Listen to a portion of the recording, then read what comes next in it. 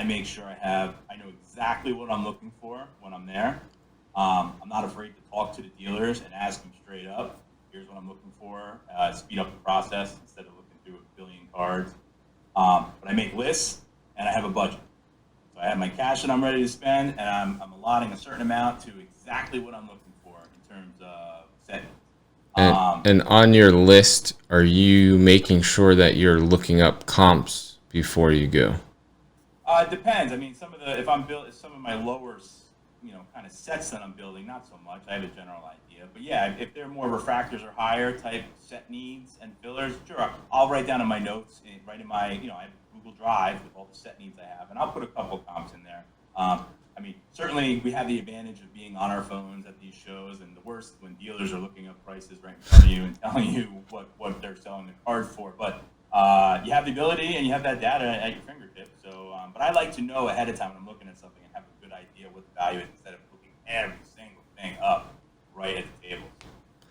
Yeah, and what about pricing? Am I anticipating paying less than I would on eBay?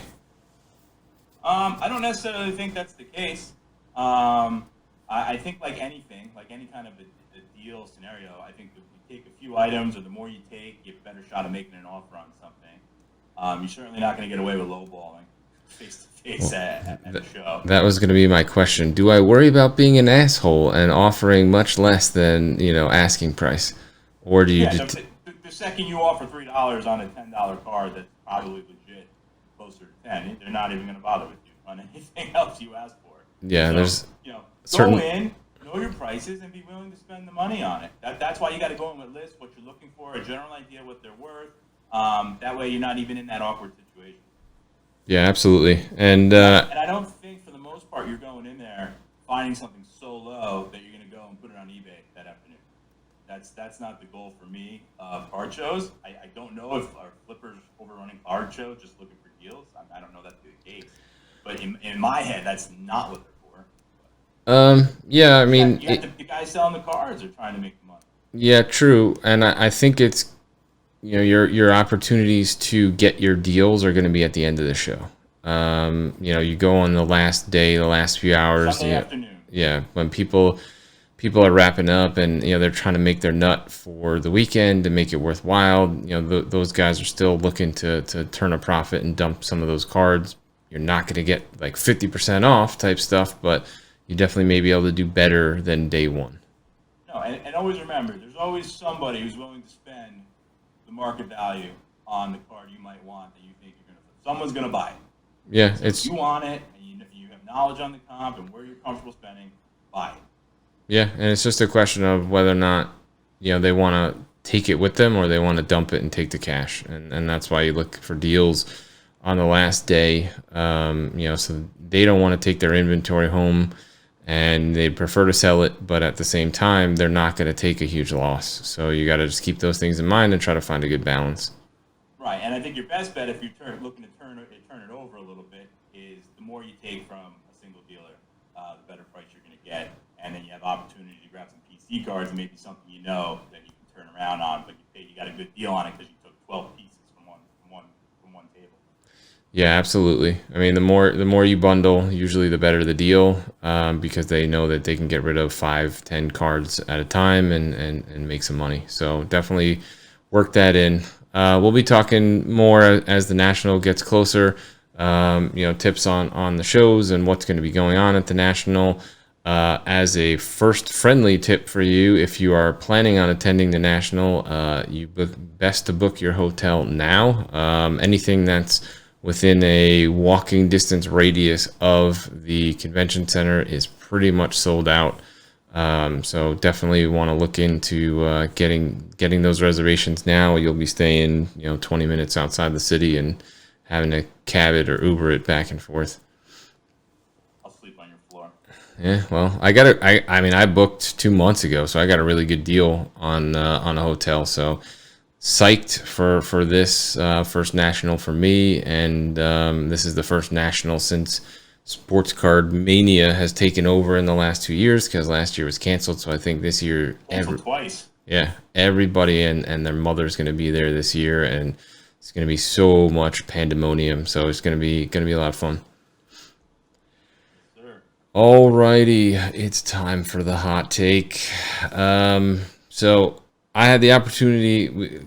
So for those of for the so few of you that listen to us on a regular basis, even though we are growing and trying to build our audience, if you did listen to an episode probably about 4 or 5 weeks ago, we talked about Wander Franco. I did have the opportunity to see Wander in person over the weekend. I will say he is fast as shit. I don't think, the big argument that you and I got into was his power. I personally think I'm doubling down on he's not going to be a power hitter in Major League Baseball. He'll be a good shortstop, steal some bases, hit some doubles and triples, but I don't think that he's going to be any kind of power hitter.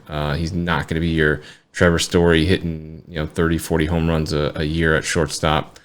I still think he'll be a good player, but I'm doubling down on his. I wouldn't be buying any of his stuff at a really high end, just based on A, what he's done so far in AAA, and B, seeing how freaking tiny he is in real life.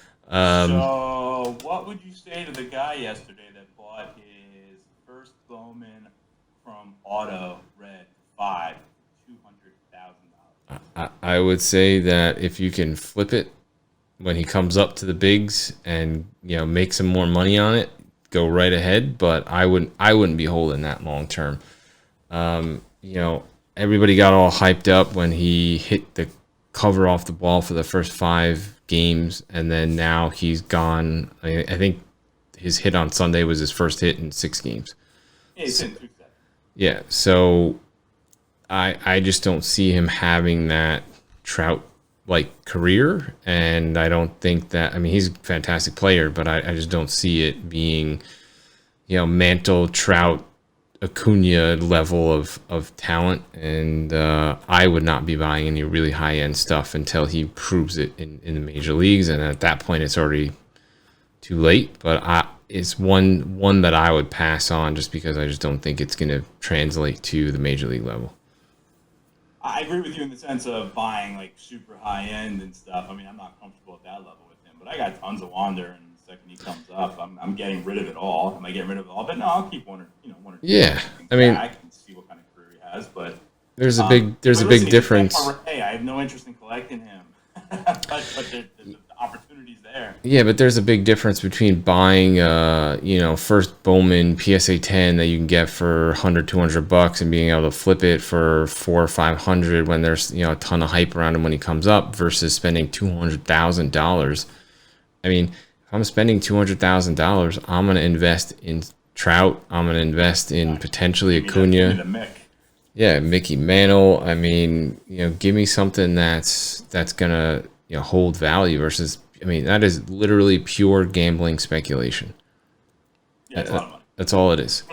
I mean, if you got it, God bless. But if you're looking to make money or at least sustain your portfolio of cards, I mean, Wander is pure speculation. He has hit 0 pitches at the major league level, and it's literally just it's just gambling.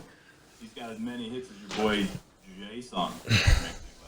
Yeah, exactly. But at the same time, we bought And they're the same height, sir. Yeah, but I'll take Dominguez. Wander's like 130 pounds soaking wet.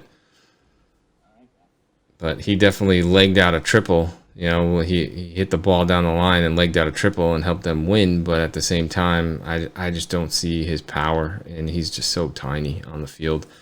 So we'll see. But I'm sticking to, you want to buy and flip on lower end stuff, great. But higher end stuff, I think that you're going to wind up holding the bag in a few years.